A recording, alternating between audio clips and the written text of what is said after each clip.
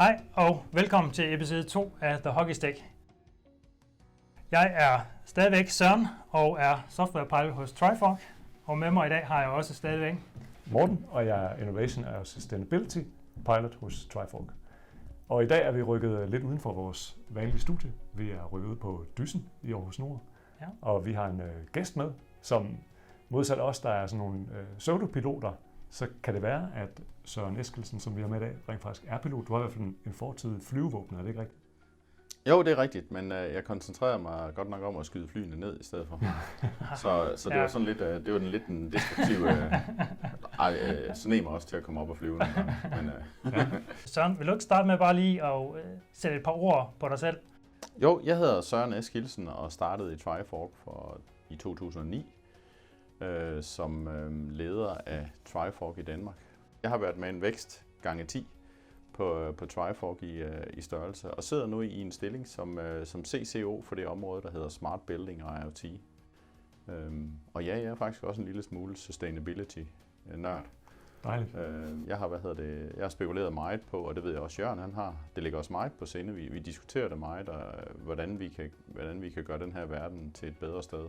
På 30 sekunder kan du lige sige, hvad Trifork Smart Building handler om, hvis man sådan skal give et hurtigt elevator pitch. Det tror jeg, fordi jeg tror også, man skal starte og så spørge sig selv, hvorfor begynder Trifork? Skal vi til at bygge bygninger? Ja, fordi vi kan rent faktisk ikke få en bygning som den, vi er i gang med at bygge derovre. Så vi er gået i samarbejde med nogle af de leverandører, som gerne vil den her vej i markedet.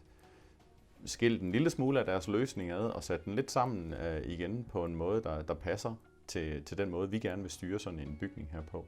Ja, hvordan opstod ideen egentlig til SB1? Jamen, ideen den opstod på to flanker. Dels så vil vi selvfølgelig gerne gøre noget for miljøet, og det andet det var også, at vi var rigtig trætte af at være i bygninger, der ikke fungerede godt nok. Der enten var for varme, eller hvor det larmede, eller hvor solen den stod i ansigterne på de her dygtige folk, vi har som kollegaer til at lave software. I bedste Trifork-stil, så tager vi sådan en udfordring op, og går ind i sådan en øvelse der og siger, det kan vi gøre bedre. Og putte det på tegnebrættet, og så allerede der, at wow, vi kan faktisk gøre ret mange ting ret meget bedre. Blandt andet det her med at bruge rigtig meget træ i bygningen. Træ har jo nogle fantastiske egenskaber med hensyn til at kunne absorbere fugt og afgive fugt igen. Så nogle af de der tørhedsproblemer, man har i sådan nogle miljøer, kontormiljøer, dem forventer vi ikke at få i en træbygning. Det krydret med, at vi selvfølgelig plastrer bygningen til med solceller. Og så bare på de her ventilationsløsninger, der kan vi spare, i sådan en bygning her sparer vi rigtig meget elektronik ved, at vi rent faktisk tager omformeren fra 230 volt til 12 volt ud af alle de her ventilationsløsninger.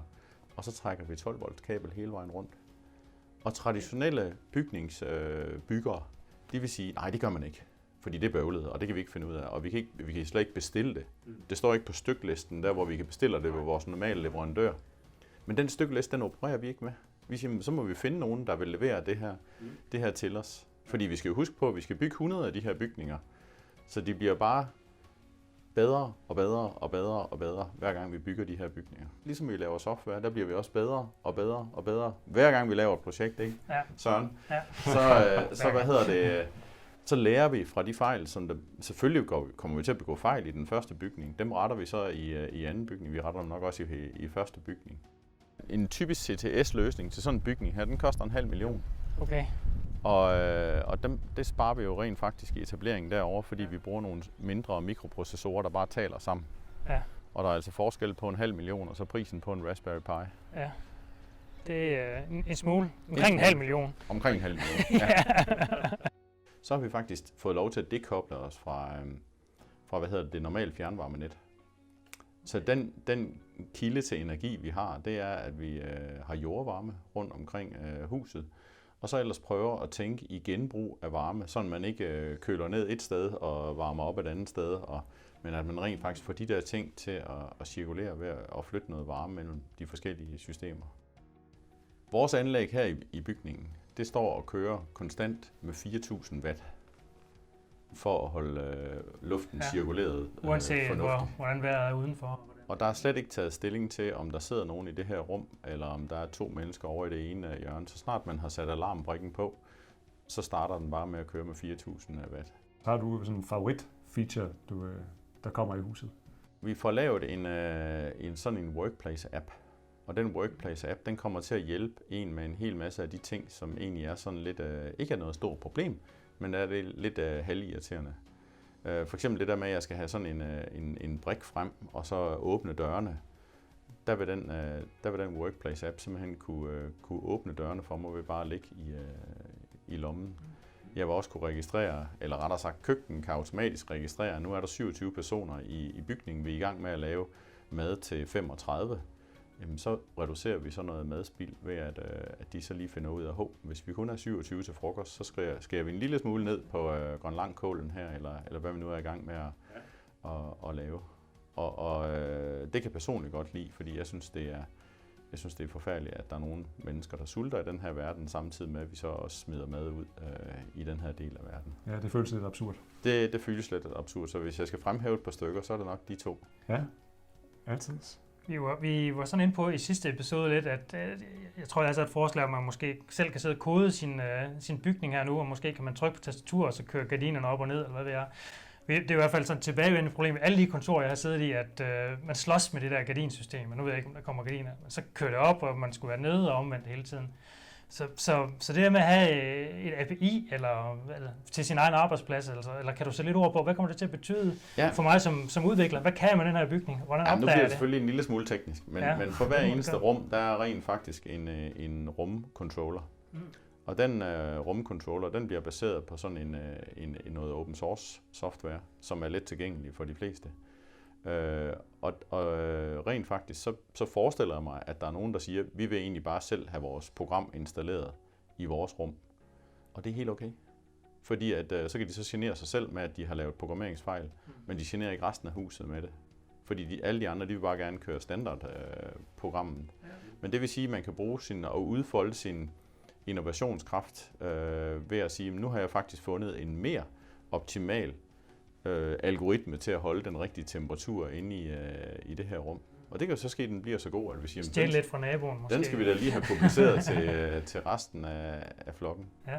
Så der bliver rig mulighed for at kaste noget energi i det. Også egentlig at tilføje nye enheder, hvor man siger, at vi kunne egentlig også godt tænke os lige at have det her vandfordampningsanlæg eller whatever. Når I sådan har tænkt projektet, har I nogle forbilleder? For eksempel The Edge i Holland eller andre af de bygninger, der går for at være nogle af de mest bæredygtige? Er der nogen, I sådan har scalet til? Nej, fordi vi er ikke nået så langt med botanikken endnu, lad os sige det på den måde. Det er faktisk lidt et afsnit, vi har lidt forventninger til at få lidt input udefra. Nu nævnte du, at der skal bygges 100, så jeg er sådan nysgerrig på, nu er det selvfølgelig ude i fremtiden, men har I tænkt noget sådan erfaringsudveksling mellem huse, måske endda noget dataudveksling, og måske endda med nogle eksterne også, andre der laver bæredygtige huse?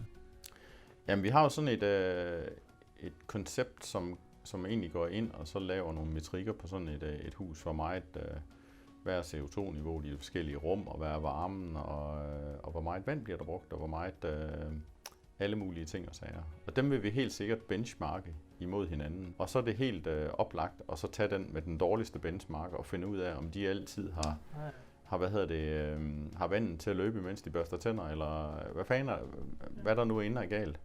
Nu har jeg sådan konsekvent siddet og stillet nogle af de spørgsmål, du tænkte dig bare for at forvirre dig. Ja, så nu vil jeg, det er okay. Skal jeg så sætte tiden nu, eller hvad? Ja, så prøv at tage Hvis man nu er en bi, så det man ser her foran den her bygning, som bliver slået hver eneste uge hen over sommeren, det er jo rent faktisk en ørken. Det er rigtigt. Og det er rigtigt, hvis man kigger herover hos os, så er der er lige lidt mere rod i tingene. Men rent faktisk, så har vores allesammens chef Jørgen, han har faktisk bekostet og plantet træer. Jeg ved ikke, om I kan se dem derhenne, men der står faktisk nåletræer hele vejen hen. Hvis der nu sidder nogen derude og tænker, hey, jeg har en idé til det her, eller er der så et sted, det vil vi faktisk rigtig gerne have mere om, der er noget, vi mangler noget viden om. Jamen det gør vi helt sikkert. Vi mangler der viden inden for mange områder. Og det er lige fra, elektronikudvikling, og hvad der findes på markedet af gode ting, velafprøvede ting, fordi vi skal ikke bygge noget, bare fordi at der skal stå Trifork på det hele. Men der er også nogle ting, vi bliver nødt til at bygge, fordi det simpelthen ganske enkelt ikke findes på markedet til den rigtige pris. Men det er, altså, alle gode forslag er velkomne. Meget omkring det her med adgangskontrol, og det er kommet ved, at der er nogen, der har engageret sig i det og lavet en demo, og komme og vise den her demo, og sagt, kan vi ikke bruge det her i det her. Af de sådan lidt mere skøre tiltag, der har vi jo fra Esbjerg-afdelingen eksperimenteret med sådan en velkomstrobot, der kommer og siger goddag. Og den glæder mig til, at den står på alle kontorerne og siger goddag, velkommen til Trifork. Sådan en iPad, selvbalancerende iPad med par hjul under. Har I fået nogle henvendelser fra nogle partnere, der er overrasket, altså nogen, I ikke havde regnet med, der ville interessere sig for det, eller ville på en eller anden måde være en del af processen? Ja, det har vi jo et eller andet sted. Så har vi jo så med vores gode partner Dryp og Aarhus Vand fået en henvendelse, hvor man ligesom kunne sige, kunne vi ikke lave noget sammen? Det Aarhus Vand har problemer med, det er nu, når der kommer et virkelig stort regnskyld, så vil de reelt godt lige vente lidt med at have alt det der vand ud i deres systemer, fordi ellers så kan der være noget overflodshalløj nogle steder. Og der vil de gerne have, at vi holder lidt vand tilbage på vores matrikel, og så egentlig, at Aarhus Vand, de er inden fra deres, jeg forestiller mig, at de har sådan en stor, Kennedy Airspace kontrolcenter, hvor de så siger, nu skal vi have vand ud i den her del af systemet, og så sender de så ellers vandet, kontrollerer sluserne herude fra dysen af, og så bliver det så sendt igennem systemet, for eksempel også at skylle rørene igennem. Altså hele taget Aarhus Vand og hele det her Water Valley initiativ, som er sat op, synes jeg er super spændende. Jeg tror, det er vi skal ud og se, om vi kan få lov at besøge på en eller anden måde på et tidspunkt. Jamen det er jo faktisk der, hvor Smart Building 2, den er planlagt til at skulle være bygget ude. Ja. Så vi bliver en del af Water Valley. Når vi nu er færdige med derude, hvordan holder vi så et rigtigt bæredygtigt rejsegilde? Jamen det er nok veganerkokken, vi ligesom skal have på banen der. Skal have en af de rigtig gode? Det skal vi, ja. Ja. Yes. Men nu fik jeg faktisk sådan en veganerburger i går, så det er ikke at kæmpe af. Tusind tak for, at du lige ville tage en time ud af din travle hverdag. Ja, selv tak. Jeg ved, at det er super travlt med at gå på børsen og alle de her ting i øjeblikket. Ja, det tager lidt tid. Og tak fordi I gad at se med endnu en gang. Vi er stadigvæk rigtig glade for alle former for kommentarer, og husk at abonnere på videoen. Og afslutningsvis vil jeg selvfølgelig opfordre jer til at sende alle jeres gode idéer. Jeg skal nok sørge for, at I bliver kombineret på de rigtige hold, hvis idéerne de allerede eksisterer i forvejen. Ellers så tager vi dem, og så tager den derfra. Det vil jeg glæde mig meget til. Fedt. Og med den opfordring, så lukker vi ned for Hockey Stick episode 2. Og håber, vi ses ved snart igen. Det gør den ikke. Det synes jeg faktisk også, det gør.